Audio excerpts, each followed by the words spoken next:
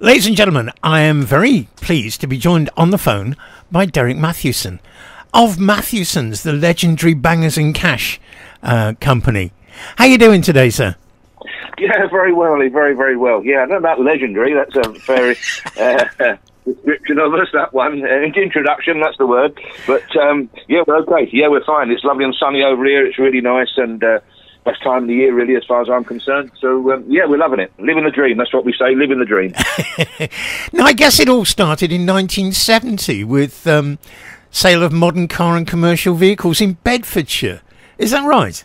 Yeah, that's about it, really. Yeah, moved up from Kilburn, northwest London, to Luton, and just finished my education up there, and then yeah, we're a butchering family. I've been for generations, and so I went into butchering, and I started work. Actually, I lied about my age, and I started when I was about 13 I think, and you couldn't work in butcher shops, part time until you were about 14 or 15. Anyway, I started part-time, of course, butcher's boy, that's basically what you are. And then you progress from there, and I crammed an awful lot in 4 or 5 years, and wound up working for my brother, and then we had a mobile shop round. That was blooming hard work, and but, good training.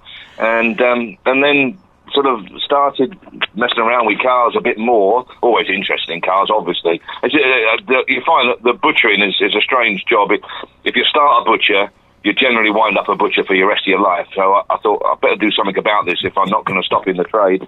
So I branched out into vehicles and just taught myself, really. That was it. And went on from there and didn't make any money. Had some many hard years, but you pay for your own experience and your education, and that's exactly what I did. And you actually collect your own vintage and classic cars, don't you?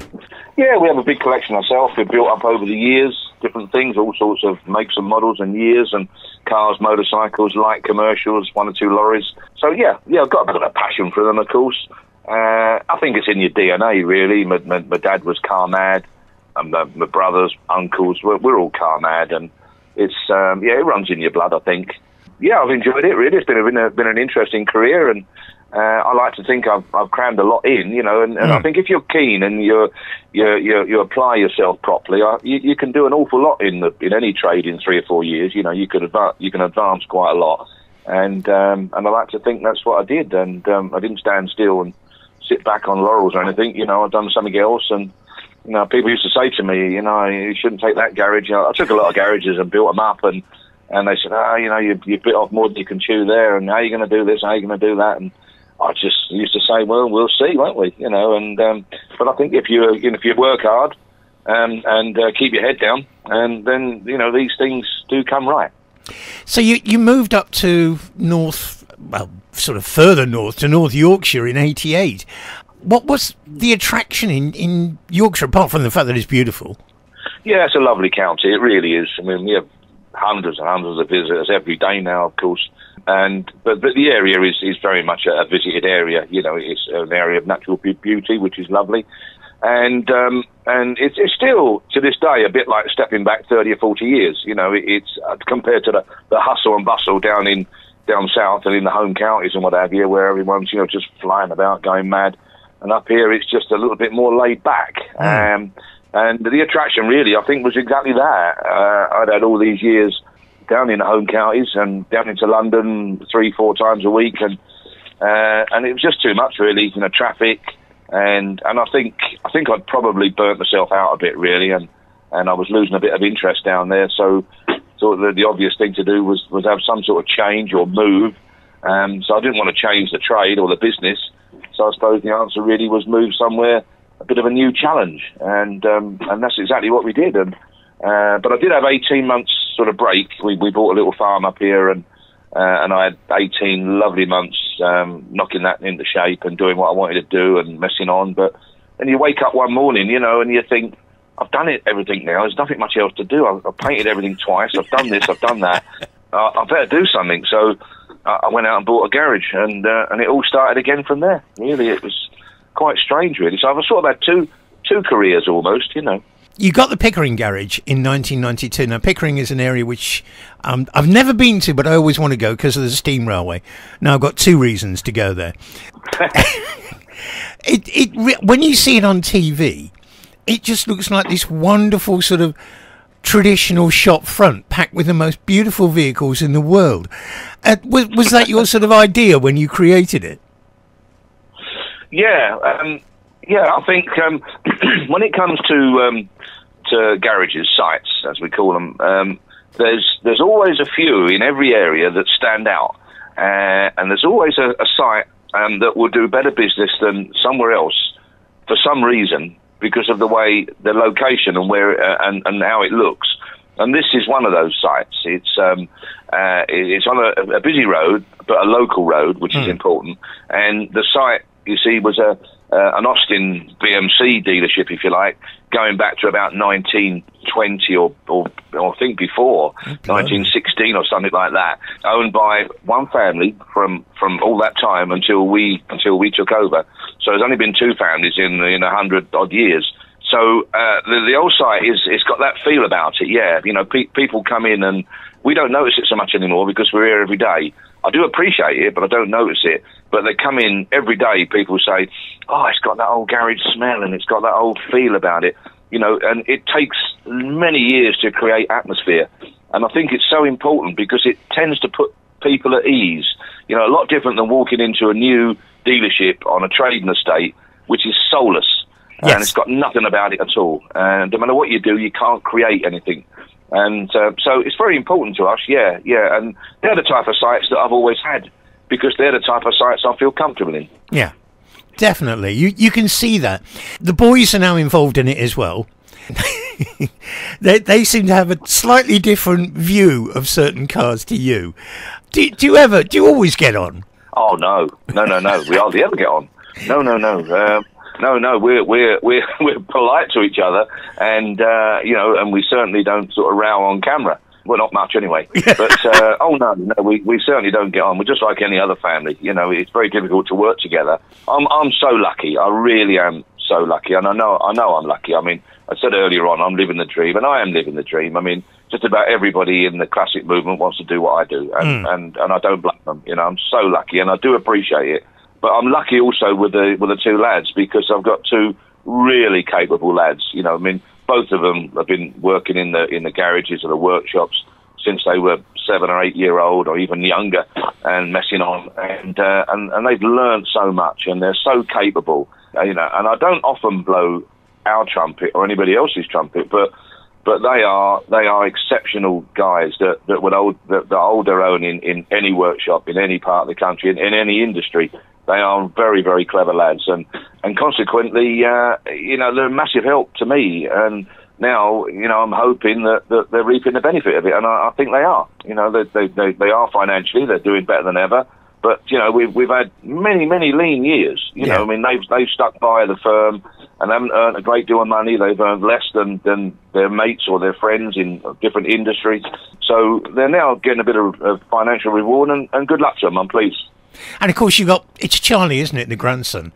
That's Charlie, yeah, Kate, my granddaughter. She does a little bit of part-time work, passing up and bits and pieces and that, and she's a brilliant negotiator. She said to me the other day, "I've done 60 parcels, Grandad. I think maybe a pound a parcel might be good."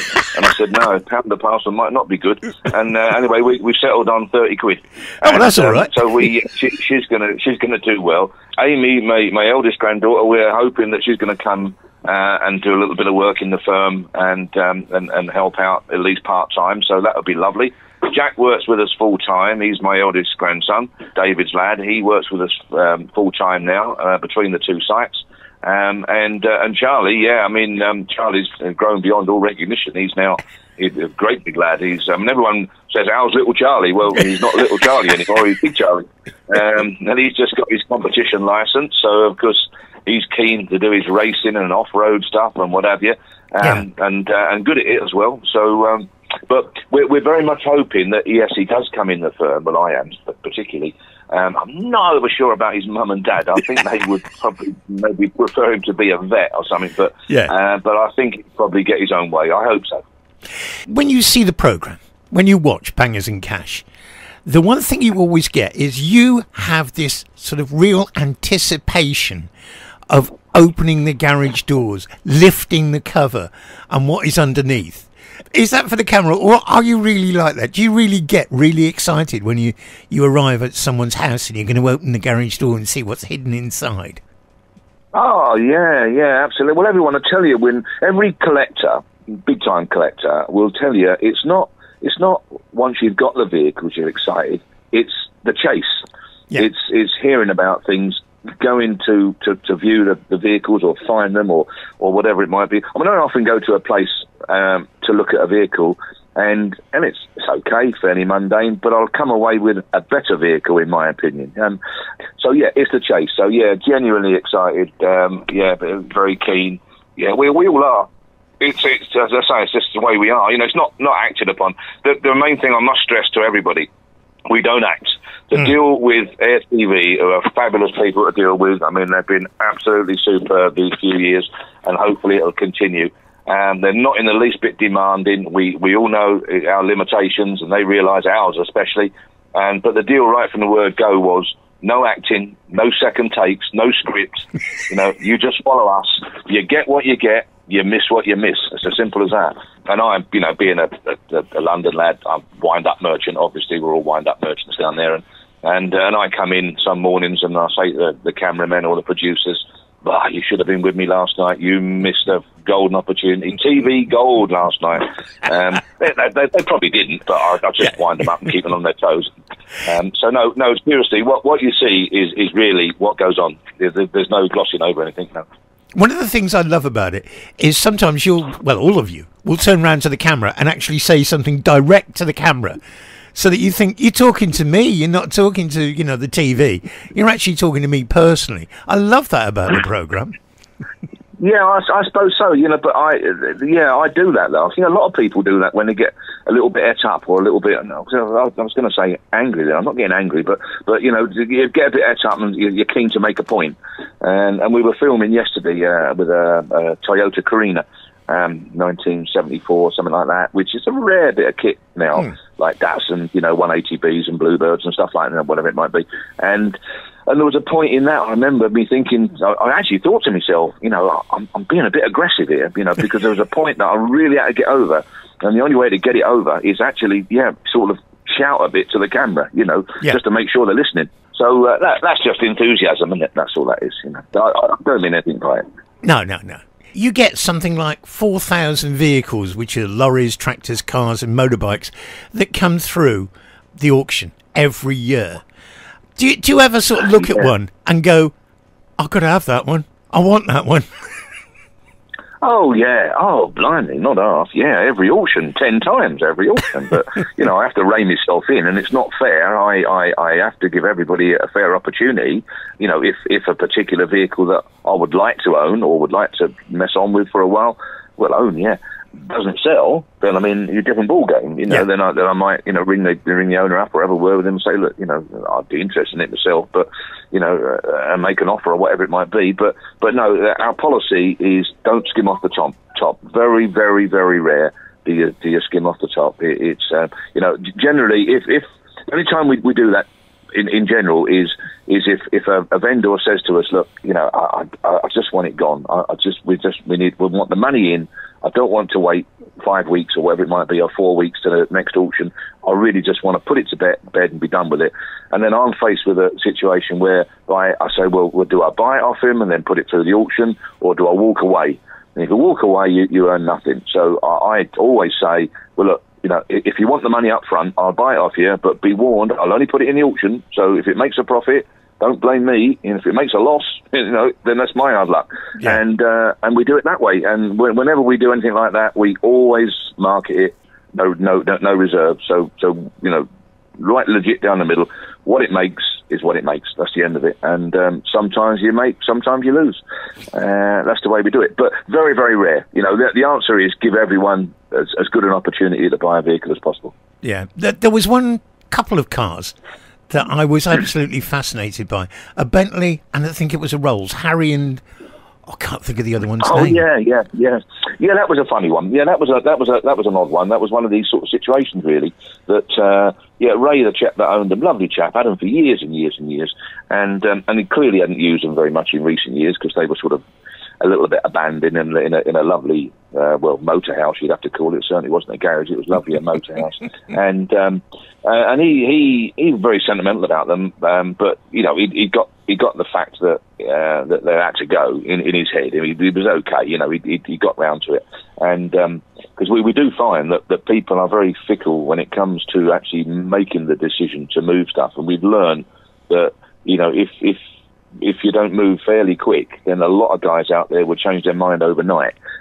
So we do tend to try and do something as quick as we can, as far as, you know, picking a vehicle up or securing a deal or whatever it might be. But anyway, he was really keen, really, that the two cars stay together, which was pretty impossible, really. You know, it wasn't going to happen. I mean, it's very rare that two guys would buy them as a pair. And there's no way you could market them as a pair, so you couldn't influence someone on bidding on both of them. You know, they bid on one and then walk away from the other. So, and it was just odd, really. And we had a lovely overnight stop down there and filming and such like. And I was just driving home. I put them both on a lorry, and I was just driving up the A1 and looking, you know, in the mirror and that, checking them, make sure they're okay. And by the time I got maybe Grantham or something like that, I thought to myself, you know, what a shame. Two cars lived together all these years and similar vehicles and so on and so on. What a shame they couldn't stay together. And it just bugged me a bit, really. And I just rang him up, I don't know, 3 or 4 days later or something, and said, look, you know, what about having a deal? And I'll keep them and I'll sell some of mine, make some room, draw some money in, of course, to pay for them, and we'll keep them and I'll keep them together. And he was over the moon about it. He was real pleased. And so that's how it happened. Just a fluke, really. Just odd. Lovely. What a wonderful story. One more thing I'm going to ask you about. One more thing. There was a car that you got, and I think the lads were taking the mickey out of you a little bit because it was a rusty... It was hardly recognisable as being a Mini, and yet you said that is going to make big money, and it did. How on earth did you know? That was a funny one, that was, that Mini Cooper S, Yeah, that was good. That's all done now, by the way. That's been filmed on and off all the way through its restoration. Oh, brilliant. The gentleman who bought it was quite right to buy it, obviously. You know, there were 7 or 8 bidders in the room, and there was half a dozen phone bidders. I mean, tremendous interest in it, naturally. And well-known local car, so it was totally 100% genuine. And the old boy that had it was just a recluse, really. He just he filled it up with empty lemonade bottles and kindling, you know, to start your fire. And it was quite strange. And he parked it in the one place in the garage where there was a hole in the roof. And there's plenty of places you could have parked it without a hole in the roof, but anyway, I had to park it right underneath the hole. And so, of course, the front end rotted away and that. But that was lovely. That was really nice. The guy just came in and said, like, would you buy it? And I said, well, you know, I've already gone over it. Our policy is not to buy, blah, blah, blah, blah, blah. Anyway, he said, well, will you go and have a look? So I went and had a look, of course, one evening. Took a cameraman with us and walked down the drive. And as soon as I saw the back of the car, I thought, well, we're onto a winner here, without a doubt. You know, you could quite clearly see it was a Cooper or an S of some description, or an S, basically.